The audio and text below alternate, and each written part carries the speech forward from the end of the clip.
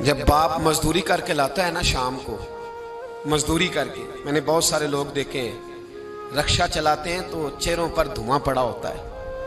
रक्षा चलाते बहुत सारे ऐसे लोग हैं जो भैंसों का काम करते हैं तो बेचारों की एड़ियों को गोबर लगा होता है। बहुत सारे ऐसे मजदूर देखे जो किसी कारखाने में काम करते हैं तो ग्रीस स्याह रंग की कपड़ों को लगी होती है, लेकिन वो शाम को जब उसे दिहाड़ी मिलती है ना, या जुमेरात को जब उसे हफ्ते के पैसे मिलते हैं तो वो पैसे लेके खुशी खुशी घर आता है। फिर वो चौक पे खड़ा होता है और फिर वो खड़ा होके वहां से किन्नों खरीदता है, आम खरीदता है, आड़ू खरीदता है, फल खरीदता है, और जब वो ला के घर में आता है वो सामान, और उसका छोटा बच्चा दस्तरखान बिछाता है और दस्तरखान पे वो धो के हाथ बैठता है, और बीवी जो इंतजार कर रही थी वो 10 दफा, ये मैंने ये देहात में माहौल देखा है, एक दफा बिस्मिल्लाह नहीं पढ़ती, वो 10 दफा बिस्मिल्लाह। वो छुरी धोती है, बिस्मिल्लाहिर्रहमानिर्रहीम, वो 10 दफा बिस्मिल्लाह पढ़ती है।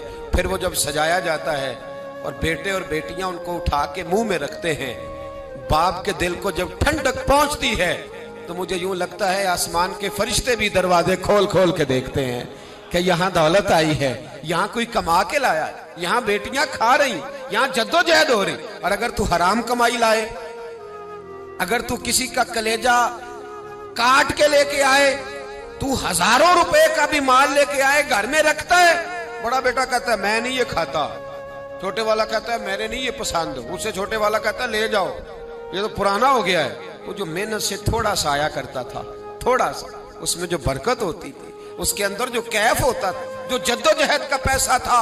मैं ये हदीस पढ़ता हूँ तो झूम जाता हूँ। कुछ लोगों ने और सहाबी का नाम लिखा है, कुछ ने लिखा हज़रत जाबिर इब्ने अब्दुल्ला थे, फावड़ा चलाते थे। फावड़ा पंजाबी में ना कह दूं, कई वांदे होंगे साहब। हम लोग समझते हैं ना ये मजदूर ऐसे ही है, नकम्मा ही होता है। मजदूर को कौन पूछता है? फावड़ा चलाते थे, कुदाल से मेहनत करते थे, नबी पाक से मिलने आए। अल्लाह करे आज भी पिराने उजाम गरीबों से प्यार करने लग जाए। अल्लाह करे मशाइख उलमा थोड़ा सा इन्हें भी टाइम देने लग जाएं।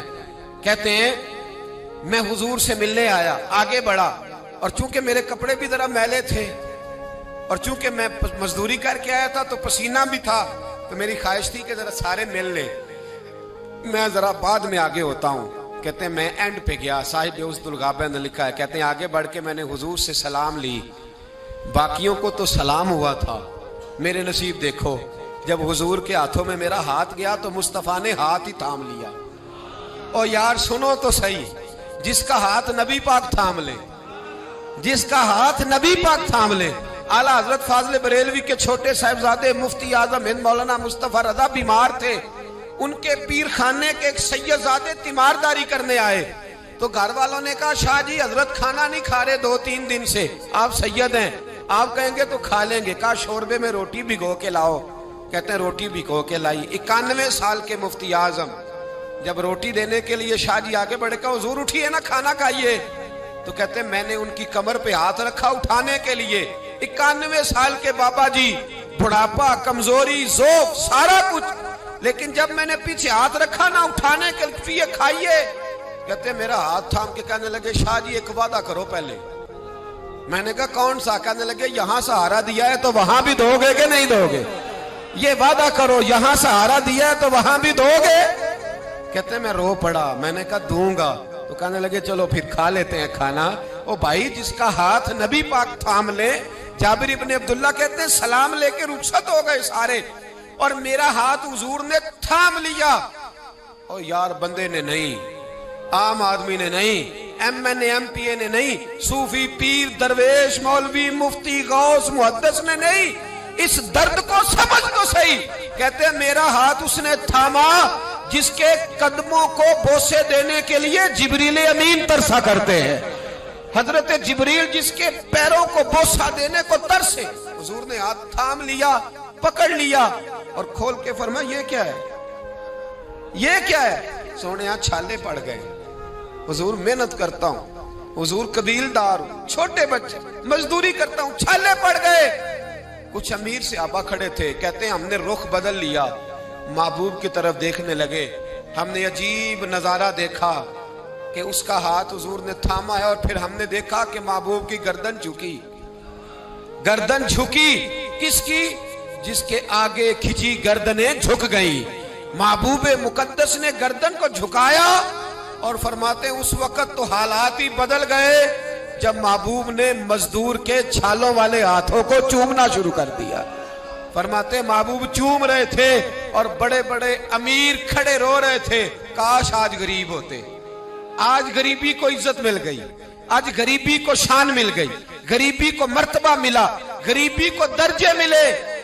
तभी तो मौला कायनात शेर खुदा अली मुर्तजा रदी अल्लाह ताला अन्हु ना अपना कुर्ता सी रहे थे तो एक शख्स ने कहा हुजूर अमीरुल मोमिनीन नया कुर्ता ही ले लें। फरमाने लगे तुम्हें नहीं पता इस पुराने कुर्ते में लज्जत कितनी है, तुम्हें नहीं पता जब मैं ये पुराना कुर्ता सी के पहनता हूं तो अल्लाह मेरे दिल के अंदर खुशू और गुजू कितना पैदा फरमाता है। तुम्हें नहीं पता इस गरीबी के जायके कितने हैं, इसके मजे कितने। भाई मेहनत की जो कमाई है, जद्दोजहद का जो पैसा है वो तुझे बड़ा करे, आगे बढ़, मेहनत कर। इन दो हाथों को लड़ा, दाएं बाएं ना देखना किसके पास क्या है, वरना हसद की आग में जल के जिंदगी गुजरेगी। नबी पाक सल्लल्लाहु ताला अलैहि वसल्लम से एक सहाबी ने पूछा हुजूर बेहतरीन रोटी कौन सी होती है? हमसे को पूछे तो शायद हम कहें कि चिड़े बटेरे, या अगर वो दोबारा पूछे तो कहे वो जो गोश्त अपने बकरे का बचा के नहीं रख लेते बड़ी ईद पे, कहते यार आउणगे तो टिके लावांगे, वो मजे का होता है। यहाँ लोग कहते हैं ओहो गए आज होते ना फलां होटल पे, तो वहां ताज़ा बल्कि उसकी पब्लिसिटी कर रहे होते हैं, कहते हैं वो होटल वहां बना है। मैं भी गया था, फिर होटल 10 दफा जाके तो फिर 5वीं दफा मैं मैदे के डॉक्टर के पास भी गया था, तो दोनों का कार्ड मेरे पास है, दोनों ही रख लो तुम्हारे काम आएंगे। हम पब्लिसिटी। नबी पाक सल्लल्लाहु अलैहि वसल्लम से सहाबी ने पूछा हुजूर बेहतरीन खाना कौन सा है, बेहतरीन खाना? तो सहाबा कहते हैं कि अब उसने जो सवाल पूछा तो हमारे ज़हनों में ये था कि हुजूर कहेंगे शोरबा और रोटी, या गोश्त भी खानों का सरदार है उसके बारे में कहेंगे, या नबी पाक सल्लल्लाहु अलैहि वसल्लम शोरबे के अंदर रोटी भिगो के खाते थे उसकी बात होगी। सहाबी ने पूछा हुजूर बेहतरीन खाना कौन सा है? हमारे ज़हनों में जवाब के बारे में तखय्युलात और थे, तसव्वुरात और थे। जब हुजूर ने पूछा ना, उस सहाबी ने पूछा हुजूर कौन सा खाना बेहतर है? नबी पाक ने फरमाया वो वाला खाना जो बंदा अपने हाथ से मजदूरी करके खाता है, वो खाना सारे खानों में से बेहतर है, सब खानों में से बेहतर खाना वो जो तू मजदूरी करके खाता है, जो तू जद्दोजहद के साथ खाता है, जो तू कमाई करके खाता है। और अगर कोई तजारत करे, ताजर हो, तो महबूब अलैहिस्सलाम फरमाने लगे जो सच्चा ताजर हो, वो वाला ताजर नहीं जो कहे झूठ के बगैर काम ही नहीं चलता, वो वाला नहीं जो कहे झूठ बोलूंगा तो दुकान चलेगी। फरमाया जो सच्चा ताजर होगा अल्लाह कयामत के दिन उसे शहीदों, सिद्दीकों, और महबूब फरमाने लगे अल्लाह उसे कयामत में सिद्दीकों, शहीदों और नबियों के साथ जगह अता फरमाएगा। सच्चे ताजर को, सच्चे ताजर तजारत करें सच्चाई के साथ। ध्यान, हजरत मारूफ करखी बगदाद की जामे मस्जिद में तशरीफ रखते थे तो बारिश नहीं होती थी, कुछ लोग दुआ कराने आ गए, कहा बाबा जी बारिश नहीं होती, दुआ कर दें। तो आप फरमाने लगे मेरे सामने एक करियाने वाला है, करियाने वाला लफ्ज़ समझाने के लिए बोल रहा हूँ, उस जमाने में जो भी उसका नाम था, का ये जो करियाने वाला ना चीनी, पत्ती, घी, दाल, चावल बेचता है, इससे दुआ कराओ बारिश हो जाएगी। उन्होंने कहा हज़रत साहब इससे दुआ कराएं, रफीक शफीक से, ये तो हमारा लंगोटिया है, हमारे साथ रहती, इससे दुआ करें। तो मैं दुआ कराओ बारिश हो जाएगी। अब पीर साहब का हुक्म था, अल्लाह के नेक बंदे का, गए उससे करियाने वाले से कहा दुआ कराओ। कहने लगा यार मैं तो पढ़ा लिखा भी नहीं, मुझे तो दुआ के लफ्ज भी सही नहीं आते, दुआ हजरत मारूफ करखी से कराओ। कहने लगे उन्होंने ही भेजा है, उन्होंने भेजा है। तो उस करियाने वाले ने हाथ उठाया, कहा अल्लाह, ऐ अल्लाह तेरे बंदे ने तेरे बंदों को मेरे पास भेज दिया है, तो बारिश के लिए आए, मेहरबानी कर दुआ बारिश बरसा दे, दुआ मकबूल फरमा। लोग कहते हैं उसने चेहरे पे हाथ भी नहीं फेरे, बारिश शुरू हो गई। लोग जो थे सारे तो चले गए, 2-4 सियाने लोग जो थे समझदार साहिब नजर, हजरत मारूफ करखी की खिदमत में कहा बाबा जी ये हमने नहीं देखा, पर फर्द नमाज ही पढ़ते हैं, हमारी तरह को लंबा चौड़ा काम तो कोई नहीं करता, कहीं रात को तन्हाई में तो नहीं तहज्जुद पढ़ने आता, क्या ऐसा काम करता है कि दुआ मांगी है तो मकबूल हो गई? आप फरमाने लगे कुछ भी नहीं करता, फर्ज नमाज ही पढ़ता है, जरूरियात पे ही अमल करता। का हुजूर इतना मकबूले बारगाह कि हाथ उठाए तो अल्लाह खाली ना लौटाए। फरमाने लगे कुछ भी नहीं करता, 30 साल हो गए मुझे देखते हुए, मेरे सामने दुकान करता है, सौदा पूरा तोलता है, किसी गरीब को धोखा नहीं देता, ये अपनी जायज मुनाफा लेता है, ये अपनी खुददारी को बेचता नहीं। तो फरमाया जो 30 साल रब के साथ वफा करे, क्या रब उसकी दुआएं कबूल नहीं फरमाएगा? फरमाया ये जब भी दुआ मांगेगा मुझे उम्मीद है अल्लाह जरूर कबूल फरमाएगा। तो मेरे भाई दयानत, हमारे नौजवानों के मिजाज में मेहनत नहीं शामिल, जद्दोजहद नहीं शामिल। जिसको 10 एकड़ या 20 एकड़ जमीन मिली है उसने किसी को ठेके पे दी है, वो खुद नहीं हाल चलाना चाहता, वरना फिर उसे चौधरी कोई नहीं मानेगा।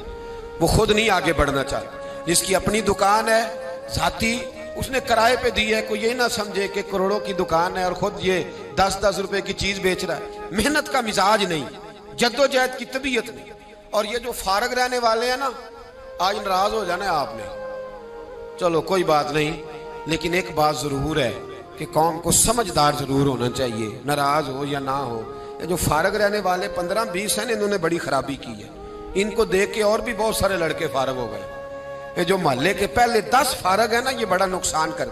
अगर ये कुछ मेहनत करें, जद्दोजहद करें, तो बाकियों की भी तवज्जो काम की तरफ बढ़े। बूढ़ा बाप ड्यूटी पे जा रहा है, बेटे को काम ही नहीं मिल रहा, अजीब बात। बूढ़ा बाप सारी मजदूरी कर रहा है, बच्चा कहता है काम नहीं मेरी मर्जी का मिल रहा। तेरी मर्जी का कब मिलेगा? मेहनत करें, जद्दोजहद करें। दूसरों के हाथों की तरफ देखने वाले बुज़दिल होते, कमजोर लोग होते। हजरत हसन बसरी रहमतुल्लाह अलैह एक नौजवान को रोज कहते थे जा कोई काम तलाश कर, रोज भेजते। एक दिन वो आ गया आपकी खिदमत में, आके कहने लगा हुजूर मैंने फैसला कर लिया, मैंने कोई काम नहीं करना। फरमाने लगे क्यों? कहने लगे आज मैंने अजीब सीन देखा है। फरमाया क्या देख आए हो?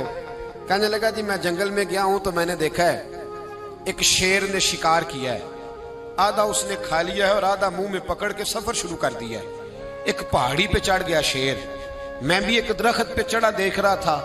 हजरत जी जब वो शेर पहाड़ी पे चढ़ा है तो वहां एक लूमड़ी बैठी थी जिसकी एक टांग भी कटी हुई थी और दोनों आंखों से नाबीना भी थी। उस शेर ने वो बचा हुआ शिकार उसके मुंह में डाला है। तो जो रब लूमड़ी के लिए खुराक का बंदोबस्त कर सकता है मेरे लिए भी करेगा, लिहाजा मैंने अब काम नहीं करना। हजरत हसन बसरी मुस्कुराए, फरमाने लगे क्या बात है तेरी, तूने किरदार 2 देखे, एक शेर देखा एक लूमड़ी देखी। फरमाने लगे बेवकूफ, तूने लूमड़ी बनने का प्रोग्राम बनाया, शेर बनने का क्यों नहीं बनाया? तो लूमड़ी बनने का प्रोग्राम बनाया कि कोई कमा के लाएगा तो मैं खाऊंगा, शेर बन, शिकार कर, खा भी और खिला भी, गरीबों के पास भी लेके जा, खा भी और क्या बन। जिन्होंने मैं आना पिया फिर नहीं बोल दे, बूढ़े ही बोलते हैं बेचारे। क्या बनना है? शेर बन, शेर, खा भी और खिला भी, मेहनत कर, जद्दोजहद कर। अल्लामा इकबाल लंदन में थे तो बेटे ने खत लिखा, काबा जी जरूरत पड़ गई है, मजबूरी आ गई है, कुछ पैसे किसी से उधार ले लूं, जब आप वापस आएंगे तो लौटा दूंगा। तो इकबाल ने अपने बेटे को खत लिखा और उस खत के अंदर एक नज़म लिखी और क्या अंदाज इख्तियार किया, जावेद के नाम उस नज़म का नाम रखा। इकबाल कहने लगे दियारे इश्क में अपना मकाम पैदा कर, अब्बे के सहारे जीना अब छोड़ दे, अब वालिद को बैसाखी बना के आगे बढ़ना छोड़ दे। दियारे इश्क में अपना मकाम पैदा कर, नया जमाना नए सुबह शाम पैदा कर। खुदा अगर दिले फितरते शनास करे अता तुझको, सुकूते लालो गुल से कलाम पैदा कर। और मेरा तरीक अमीरी नहीं फकीरी है, मेरा तरीक अमीरी नहीं फकीरी है, खुद ही न बेच गरीबी में नाम पैदा कर, खुद ही न बेच गरीबी में नाम पैदा कर। पता तो तब है ना कि जब तू गरीब हो फिर कुछ करके दिखाए, जब तू कमजोर घराने से उठे फिर तू कुछ करके दिखाए। अब्बे का सजादा नशीन बनना आसान, अब्बे की फैक्ट्री वाली कुर्सी पे बैठ जाना आसान, लेकिन तू तो बताना तेरे अंदर भी कोई खूबी है भाई के नहीं, बता। ये तो कमजोर लोग होते। मेरा तरीक अमीरी नहीं फकीरी है, खुद ही न बेच गरीबी में नाम पैदा कर। ये दुनिया में कोई पेशा बुरा नहीं। तो हजरत दाऊद लोहे का काम करते थे, लोहे का काम हजरत दाऊद को कहे बुरा लोहार को, ये हजरत दाऊद करते थे, खुद नबी पाक अलैहिस्सलाम ने बयान फरमाया। हजरत नूह अलैहिस्सलाम लकड़ी का काम करते थे, हजरत सैयदना आदम अलैहिस्सलाम खेती बाड़ी भी करते थे और कपड़ा भी बुना करते थे। अम्मा हव्वा घर के अंदर कपड़ा बुनती थी। ये पेशे बुरे हैं? हजरत इदरीस अलैहिस्सलाम कपड़े सिया करते थे, जो हमारा दर्जी काम करता है। ये पेशे बुरे हैं? एक पेशा बुरा है दुनिया में, एक पेशा, वो है किसी से मांग के खाना। बर्तन धोने वाला बुरा,